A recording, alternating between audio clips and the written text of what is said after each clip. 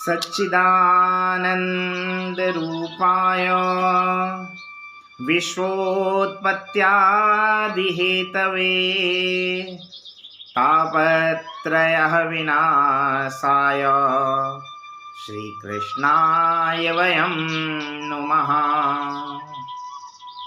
जय श्री राम मित्रों, आप सबका स्वागत है अपने इस YouTube चैनल पर। धीरे धीरे नवरात्र अपने पूर्णता की ओर बढ़ रहे हैं। आज नवमी और कल दशमी का पर्व मनाया जाएगा। हरेला भी जिसको कहा जाता है, हरियाली अर्थात समृद्धि का प्रतीक, पर्यावरण संरक्षण का प्रतीक। हम अपने पर्यावरण की रक्षा करें, क्योंकि जब पर्यावरण है तभी हम भी हैं। जब तक यह प्रकृति है तब तक हम बने हुए हैं। यदि प्रकृति नहीं रहेगी तो आप और हम भी नहीं रहेंगे। तो यह जो हरेला है पर्यावरण की सुरक्षा का प्रतीक है। तो क्योंकि जैसी हमारी सोच होती है हम वैसे ही बनते जाते हैं। केवल अपना कल्याण ना हो, प्रकृति को बचा के रखना है, सबका कल्याण हो। इसलिए तो हमारा शास्त्र श्रेष्ठ है, केवल अपना कल्याण नहीं चाहता। और केवल यदि हम अपना कल्याण चाहें तो हम किसी अन्य का बुरा करने में भी नहीं हचकेंगे। फिर व्यक्ति दूसरे का बुरा करने में भी कोई कोर कसर नहीं रखेगा। तो इसीलिए हमारा शास्त्र क्या कहता है, सर्वे भवन्तु सुखिनः सर्वे सन्तु निरामया सर्वे भद्राणि पश्यन्तु माँ कश्चित् दुख भाग भवे। तो इसलिए सबका कल्याण हो, सब मंगलमय हो, सब के लिए आनंद बना रहे, ऐसी हमारी सोच होनी चाहिए। किंतु यदि सोच ऐसी हो जाए कि केवल मेरा कल्याण हो, दूसरे का अहित हो, तो फिर वही बात हो गई, बोए पेड़ बबूल का तो आम कहाँ से होए। यदि कांटे बोएंगे तो हमको उन कांटों पर गुजरना पड़ेगा। हम यदि किसी का अहित चाहें तो हमारे लिए कहीं ना कहीं अहित का ताना बाना बुना जा रहा है। ये विचार आप हमेशा सोच समझ कर रखिए। इसी में एक बड़ा सुंदर प्रसंग आता है महाभारत काल में। पांडव के वनवास काल की घटना है। दुर्वासा ऋषि जी का एक नियम था कि अब 10,000 शिष्यों के साथ भोजन करते थे। पहले 10,000 शिष्य भोजन करें, उसके पश्चात स्वयं भोजन करते थे। तो दुर्योधन ने 4 माह तक दुर्वासा ऋषि की सेवा करी।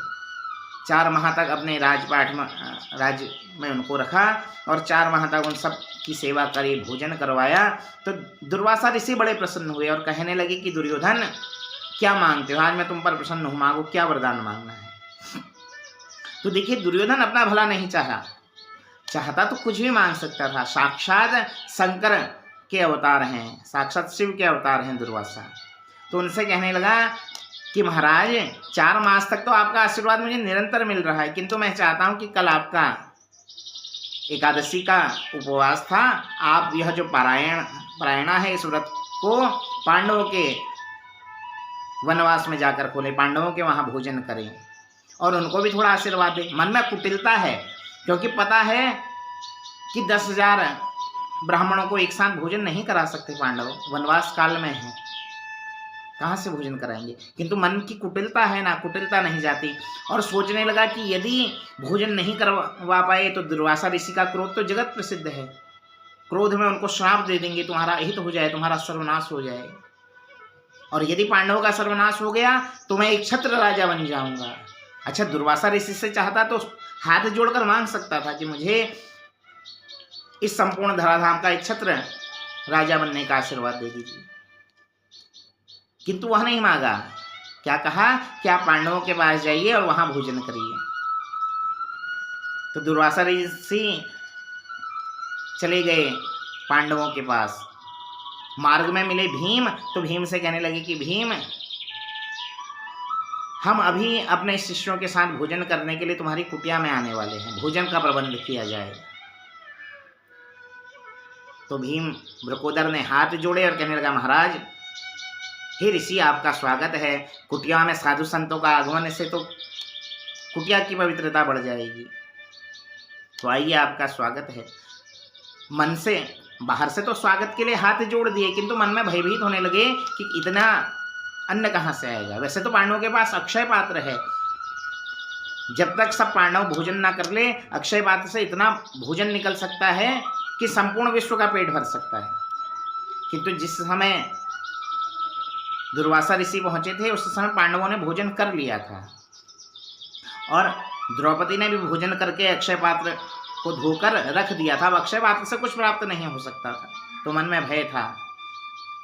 तो यह सूचना कुटिया में आकर अपने बड़े भाई युधिष्ठिर जी को दी कि भैया दुर्वासा ऋषि अपने शिष्यों के साथ भोजन करने के लिए आने वाले हैं। तो युधिष्ठिर महाराज जी भी चिंता में पड़ गए कि कैसे इतनी व्यवस्था हो पाएगी। द्रौपदी कहने लगी मैं कुछ देखती हूँ, भीतर गई, अन्न का एक दाना भी नहीं है। और मन ही मन केशव को याद करने लगी, हे केशव, हे कृष्ण, हे माधव, कहाँ हो? आज फिर हम पे विपदा आ पड़ी है। जब जब हम पर विपदा आई आपने उस विपदा से हमको बचाया, इस समय और फिर विपदा में फंस गए हैं, कुछ तो करो। और जैसे ही इतने में भगवान का नाम लिया, भगवान है तो यत्र तत्र सर्वत्र, हरि व्यापक सर्वत्र समाना। जैसे ही भगवान को याद किया भगवान पहुंच गए और कहने लगी कि द्रौपदी इतनी दूर से चल के आ रहा हूँ, बहुत भूख लगी है, कुछ तो भोजन कराओ। तो द्रौपदी रुआसा हो गई, कहने लगी केशव आज आप भी हमारा उपहास कराना चाहते हैं। दुर्वासा ऋषि पहुंचे हैं 10,000 शिष्यों के साथ और घर में एक अन्न का दाना भी नहीं है और उस पर आप भी भोजन मांगते हैं। तो भगवान ने एक लीला करी, कहा कि वह अक्षय पात्र तो लो कराओ जो तुम्हारे पास अक्षय पात्र है। द्रौपदी कहने लगी कुछ नहीं बचा, मैं देख चुकी हूँ। तो भगवान कहने लगे एक बार मैं देख लूँ। तो द्रौपदी अक्षय पात्र लेकर आई तो भगवान ने देखा और भगवान ने लीला रचाई कि उसमें एक चावल का दाना भगवान को मिल गया। वह भगवान की ही लीला थी, इससे पहले द्रौपदी कई बार देख चुकी थी, इसमें कुछ नहीं था। तो भगवान ने वह अक्षय पात्र से दाना निकाला और अपने मुख पर रखा और कहा कि मैं तृप्त हो गया। भगवान ने इतना कहा कि मैं तृप्त हो गया, इधर जो 10,000 ब्राह्मण और स्वयं दुर्वासा थे उनका पेट भर गया, उनका पेट भर गया।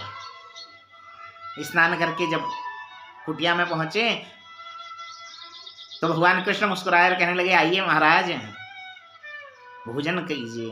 तो दुर्वासा जी समझ गए कि यह भगवान की ही लीला है। कहने लगी नहीं, अब हमको किसी को भूख ही नहीं है, हमारा पेट तो पहले ही भर चुका है, यह आपकी ही लीला है। और पांडव को दुर्वासा ऋषि ने वरदान दिया कि हे पांडवों सदैव तुम्हारी विजय हो, तुम जिस भी कार्य में आगे बढ़ो सदैव तुमको विजय से प्राप्त हो।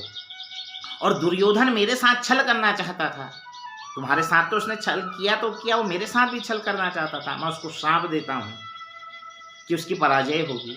तो देखिए 4 माह भोजन करवाया और फल क्या मिला?